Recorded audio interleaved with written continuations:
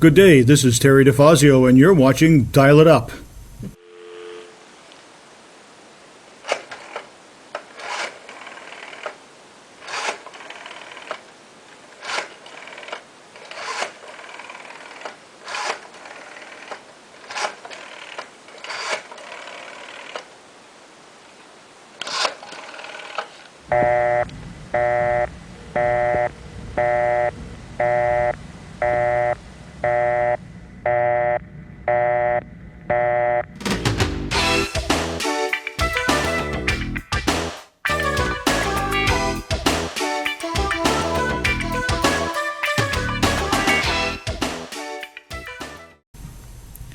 Today, our guest is Miss Vicki Strong. Miss Vicki is a frequent flyer here on the show. Good to have you again, Miss Vicki. Thank you. Representative Catherine Sims could not make it today. She was invited. Mm-hmm. So, the overriding question is, what legislation have you been working on? What seems to be the hot button topics right now? Well, I have proposed several bills myself that aren't moving forward, but what seems to be the most important issues right now in the legislature is federal money coming in that's supposed to help with the needs that have happened since COVID. And it's called, right now, that money's called ARPA. ARPA? Yeah. Oh, I haven't heard of that one. Okay. American Rescue Protection Plan kind of a thing. I'm sorry, I'm blanking out on what it stands for. That's okay.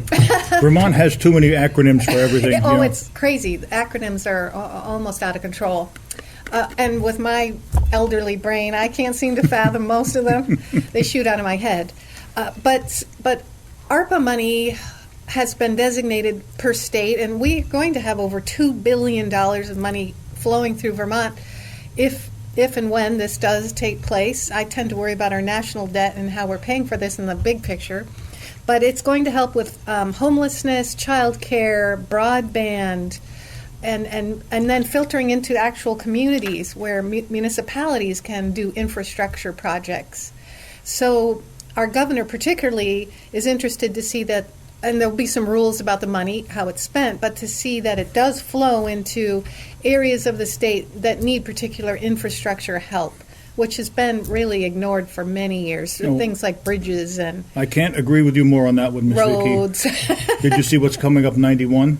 What's that? Well, as you get off, what is that exit? Oh, gosh, I'm thinking of whatever it is. The one that's for Newport, the first one for Newport? Yes. That bridge is shut down because they're finally fixing it. Oh, wow, okay. Finally. I think it's exit 20. I can't remember. Yeah. Anyways, please Right. continue. Okay, so that's really what all committees are working on for the most part in their each committee. And I serve on agriculture and forestry, and this is my second term on that committee, which I really love and feel at home at. It doesn't feel at all partisan. We're working together on quite a few topics, and overall I'd like to see us help our farmers more in a lot of ways, not just financially, but dairy farmers who are struggling just to pay bills. You know, they're really running on a deficit for the most part. Oh, yeah. I'd like to see us do more to help the bottom line for farming, lower their expenses in a lot of ways, whether it's electricity or the costs of things that day in and day out, gasoline, feed, just all these things that eat up any profit that they might make. Now, do you see a decline in family farms and an increase in industrial farms? There's definitely a decrease in the family farms, and they're saying 30 to 40 go out of business a year. Mm-hmm. And last count I knew there was about 600, and that has gone down since then. And just 10 years ago, we had almost 2,000 farms. Yeah, my brother-in-law has one, but he's old and he's sort of trying to retire from it. Yeah. Because he's 70 or 71, and he's, you just can't sustain that when you get older. No, and that's part of the problem, too, is when families want to get out of farming because they're aging out, the next generation's not there to buy it. Yeah. So now we're seeing these farms, what's going to be the future? So right now our committee really is working on what's the future of farming in Vermont.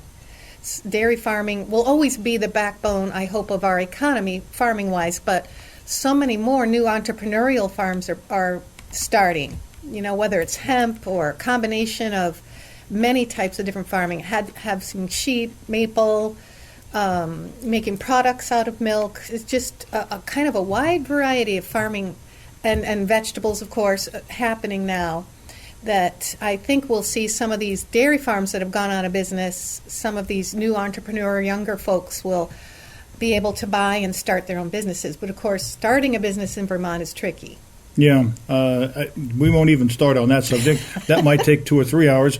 But when you said something that struck me, when that was to do with infrastructure, why do you suppose infrastructure has sort of been pushed to the wayside? Why hasn't it been maintained when you would think Right. Water, sewer, bridges, highways would be a big priority? I know. When you think about it, our legislative duties are the protection and safety of Vermonters' comfort and the things we need to function day in and day out. And those things aren't, so to speak, popular when it comes to, exciting things. Look what we're doing. It's like, yeah, we're helping pay for those bridges and that road.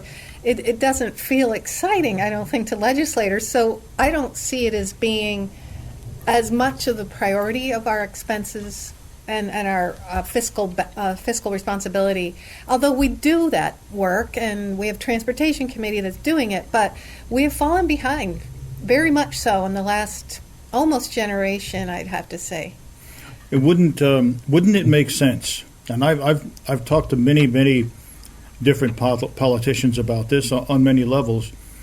Wouldn't it make sense to invest more in infrastructure, since somebody's got to do the work? And if you put people to work, they pay taxes, which will help at least recover some of that money that you spend on the infrastructure. That's right. Any of these projects we work on are local work, local businesses, contractors and such. So it does keep the economy going in a lot of ways and provide jobs and keep jobs going. Yeah, I traveling last week, I had to go to Gifford Memorial Hospital. And some of the roads down towards Randolph are absolutely horrendous. Yeah. I'm lucky I didn't lose my transmission. Well, kind of the poetic justice of it in terms of legislature is Montpelier has some of the worst roads I've ever driven on. Yes, one of them going into Montpelier before I made the turn in the roundabout to come Yes. over to Randolph Right. was particularly rough. It's very bad in Montpelier, right in town. How do you feel about the Zoom meetings? I know they're still going on. Yeah. And are people just resolved to the fact that they're going to be here forever, or they're getting fed up with them?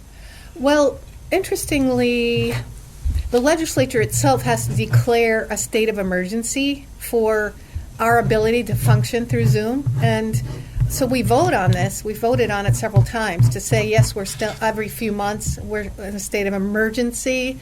So it justifies our Zooming and people not having to come into the building.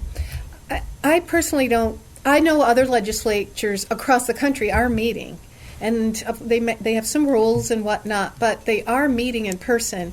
One of the challenges of our State House building is that it tends to be small and the committee rooms are small. And when we do meet, the public needs to have access. So having the public in the building is probably one of the biggest detriments. But as we move forward, they're talking as though we will have more, I don't know if it's Zooming or YouTube availability for the public. And when we do go back in person, I'm sure there'll be some interesting new ways of doing our business. But in the meantime, the Zooming itself is exhausting. As funny as it is, you're sitting still and you're staring at a screen. But by the end of the day, you've had so much stimulation to your brain. I feel like it's not effective legislation. It's not effective debate. It's not what it should be. Yeah, I have to tell you that when I'm on a computer a lot. We are here at the station, and after a while I start getting sleepy and I have to get up and go walk around Right. to wake up because the darn screen puts me to sleep. Yeah, you're right. You're right. What committees are you on right now, Miss Vicki? Well, in the House, we serve on one committee throughout the day for the whole session. The Senate, they serve on two, one in the morning and one in the afternoon. But I've served on health care, general housing and military affairs, judiciary, and my favorite has been agriculture and forestry because of my area and the constituents I have really fit well with agriculture and forestry. And so what is your committee focused on right now? So every year we work on something called a committee bill that's really just kind of going over a lot of different topics and updating statutes or kind of helping with maybe some new areas of farming. And a couple things we're doing that's not huge but is helping in some ways is we're allowing, one bill is to allow the sale of raw milk to more outlets so that farmers who actually want to sell it raw can do so, and the public has more access to it. Of course, it's highly regulated still, and it's a controversial topic. The health department still doesn't like the sale of raw milk, but people, for different reasons, want it. It's better for their health in a lot of ways, so we're doing that. We're helping poultry farmers who, there's a practice where you literally bring in compost, and now we know from statute that it's against the law, literally, to throw your residuals, it's called. It's your food scraps in the trash. And not everybody knows that, and I'm sure not everybody does that as far as they still throw it in the trash, but overall we're supposed to be recycling it or disposing of it outside of the landfill. So now a lot of that recyclables, so to speak, with food are going to poultry farmers, and the chickens eat off of it and literally turn it into soil. Oh. And that can Wow. be packaged and sold. So it's kind of a cool thing, really. But because of statutes, there's been some complications with that practice, and we're trying to iron that out. So that's been something we've worked a lot on. And we're also trying to help farmers who are struggling financially with diversifying their farms. So let's say a goat farm wants to start selling cheese and soap.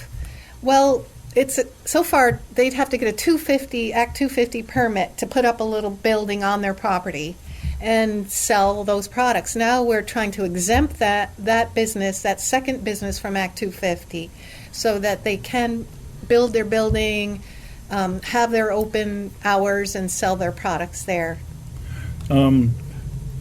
I think that's interesting when you said that chickens eat that stuff. Yes. Okay.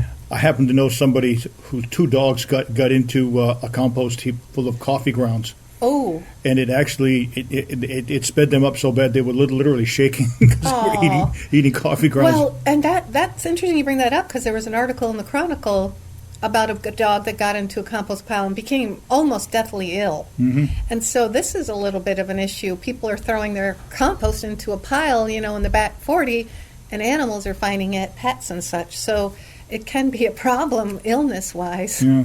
Yeah, it was almost like they took speed, and they were just so wound. Yeah, can't be good for them. But I think it's an excellent idea. If chickens will eat this stuff and then turn it into soil, I mean that's a good idea. It's amazing. It makes the most fertile, beautiful soil that can be sold for gardens and raised beds and all kinds of things.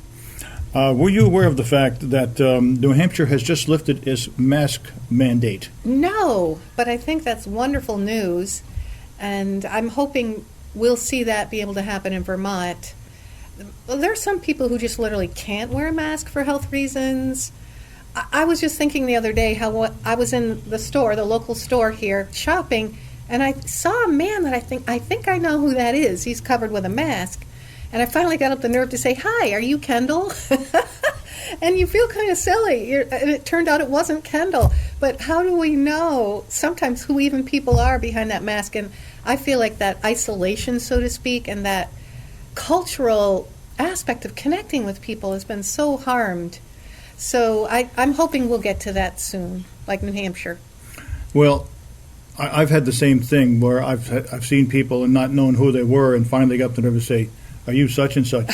And I'm with you on this. I think what's happened is we've all been tuned into our computers and our phones so much. Yes. And now with these Zoom meetings, there's a total lack of human contact. Oh, Terry, that's such a beautiful thing that you mentioned, because even just yesterday I was reading an article about that. We call the pandemic the thing that's happening right now, but what's happening is an epidemic, and here I'll quote it exactly. Yes, please. An epidemic of people who really need a hug. Yeah.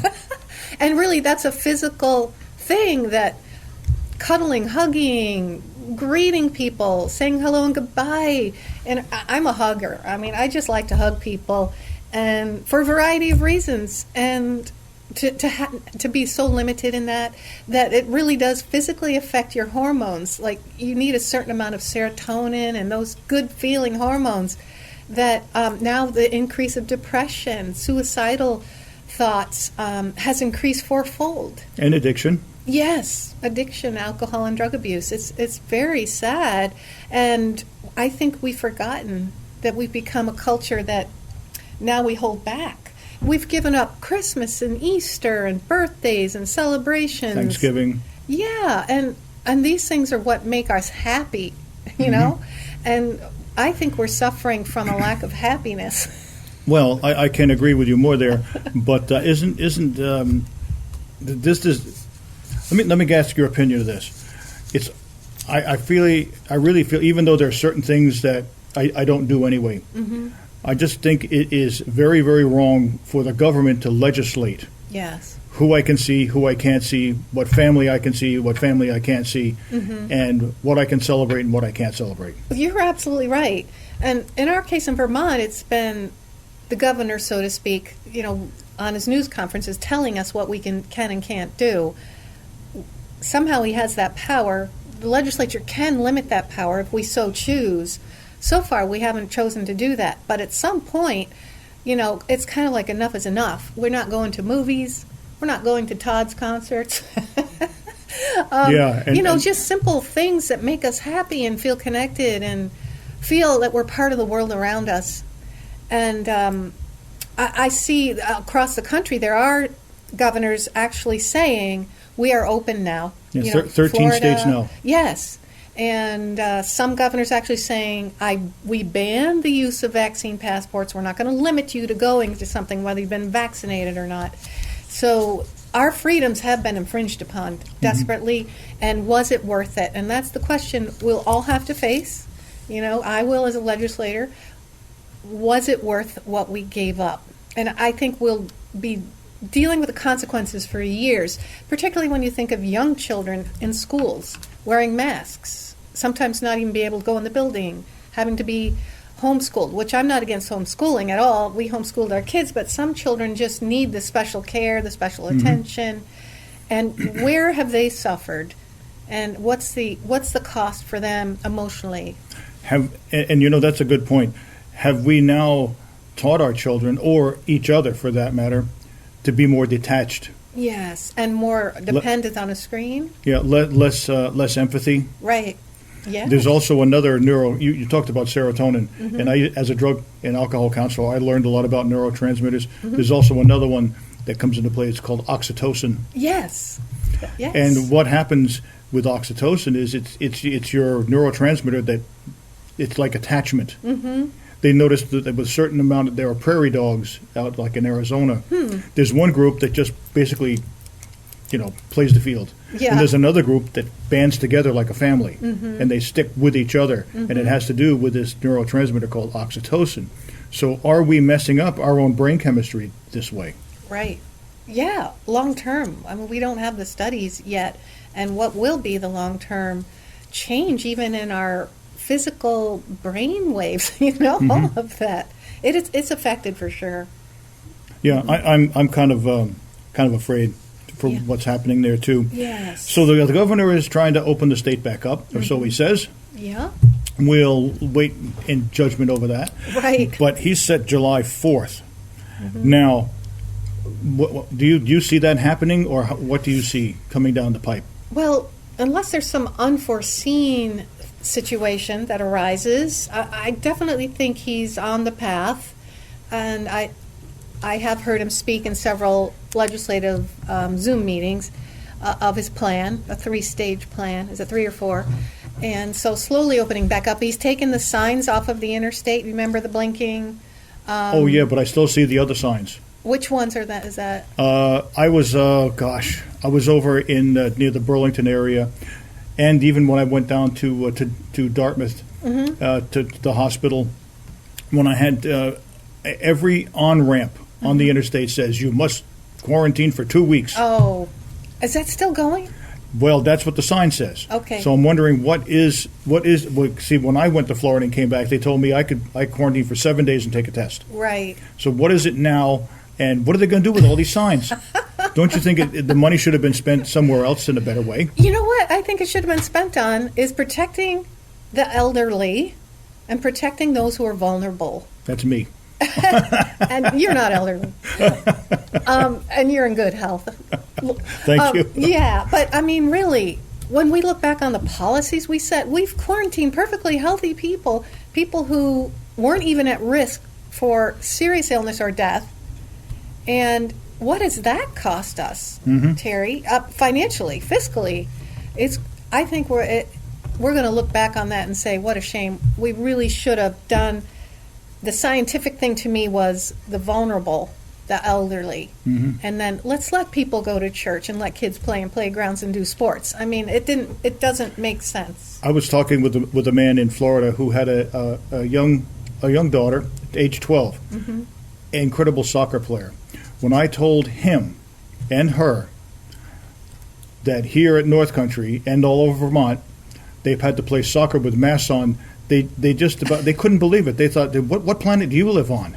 Yeah, you're outside. You're outside, and this is the other thing too. If you watch March Madness, basketball, I didn't see much of it. No, I didn't either. But this is the funny part. And ice hockey, I watched college ice hockey.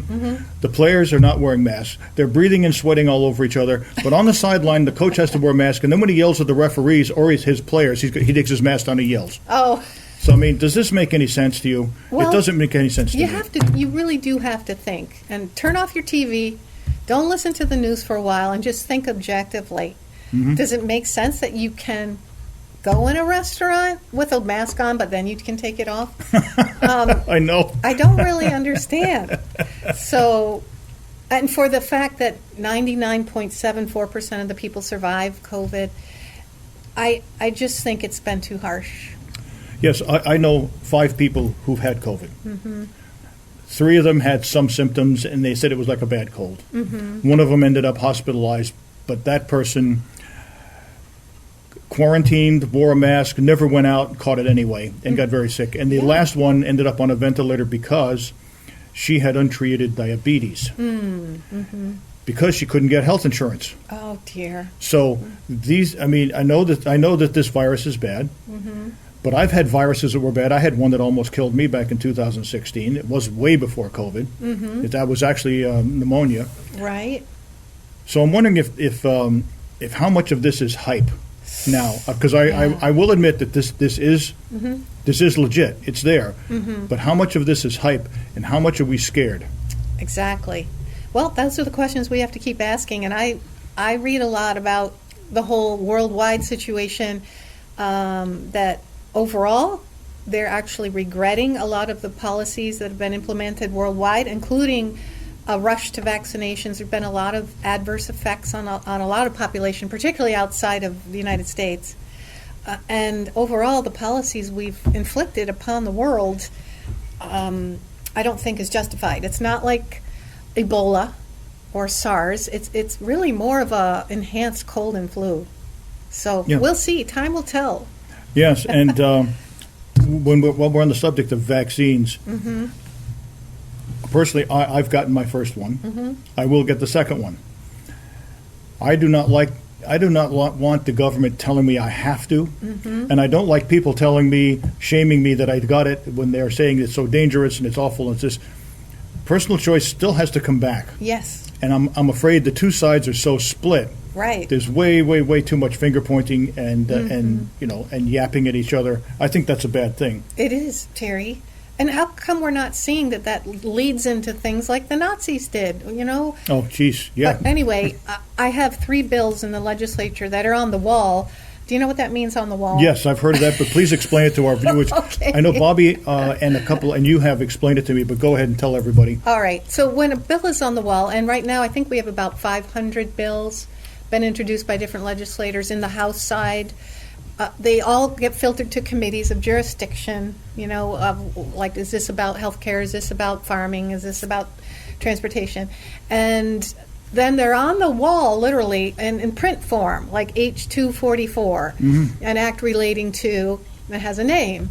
And so and then the committee chairs or the leadership in general decides which bills will be taken up and which won't.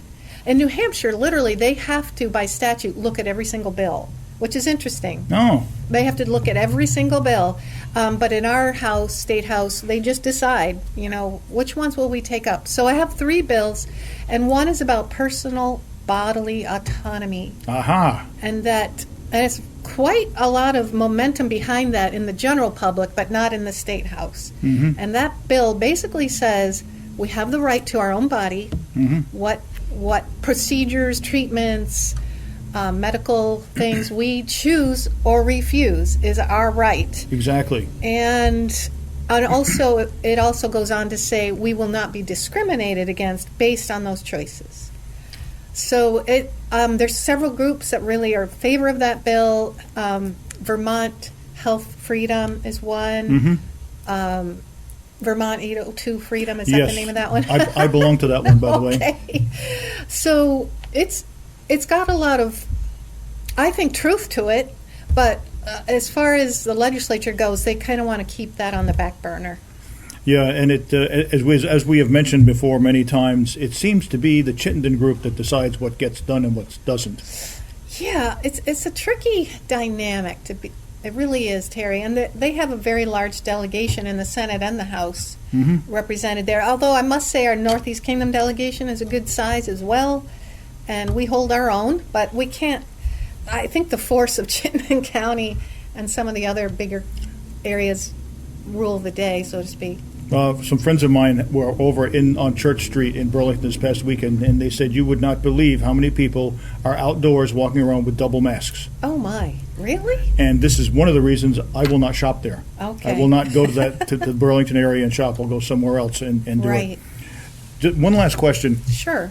Do you think that the governor trying to open the state back up incrementally is his way of bowing to pressure without looking like he's capitulating? Oh, that's interesting. It could be. I don't really know. Like, do you have an example? Well, he doesn't want to admit he's wrong. Okay. And we know he is. Okay. And by the way, I don't have to be fair and balanced. This is my show. I can, Yes. And you don't represent any political party. No, I don't. Party. Not anymore. Yeah. But it's his way of opening the state back up slowly, saving face. But now he's seeing New Hampshire is opening up, and he's seeing all these other states, and he sees how the economy is getting pretty bad. Yes. I know. I think, boy, I wouldn't want to be in his shoes during this whole past year by any means. I think he's done the best as far as he feels with information he's been given. And I know he's a good man at heart, and he's not a control freak. But I think the weight of keeping your population healthy has been exhausting and trying. And maybe in a lot of our minds, he's erred on the side of too much caution. But I think overall, he's done the best with good intentions that he can do. So, I mean, I've disagreed with him politically on other things very vehemently.